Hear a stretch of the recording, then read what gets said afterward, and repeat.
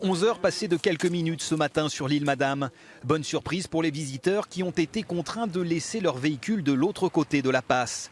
Ils pourront utiliser gratuitement un vélo pour leur visite, car aujourd'hui c'est journée sans voiture sur l'île. Et ça change tout. Il y en a beaucoup qui viennent, ils font le tour, ils ne s'arrêtent même pas, ils repartent. Je trouve que c'est bon. On vient ici, c'est pour regarder la nature quand même. Et là, c'est pas le cas. Il y en a beaucoup, ils font le tour et ils repartent tels qu'ils sont venus. Nous avons visité l'île la semaine dernière pour une promenade, mais il y avait beaucoup de monde, beaucoup de voitures, et certaines allaient même très vite. Il fallait faire tout le temps attention, c'était beaucoup moins agréable qu'aujourd'hui.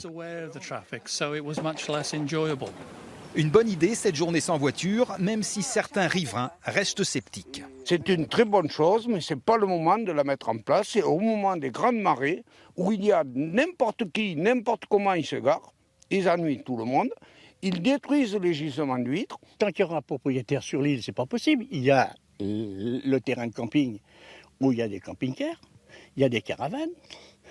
Chez M. Minot, ils ont le restaurant.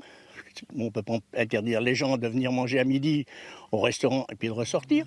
Pour ne pas faire de vagues, l'opération aura lieu une seule fois par an. Un atout tout de même pour décrocher le label Grand Site de France. C'est un grand enjeu touristique, un enjeu donc économique également. Et on prend Port des Barques, Île Madame. L'île Madame, c'est quand même une pépite au milieu de l'eau et dont nous sommes très très fiers. En vélo, à pied ou en calèche, tous les moyens sont bons pour remplacer les 150 voitures qui passent sur l'île chaque jour durant l'été.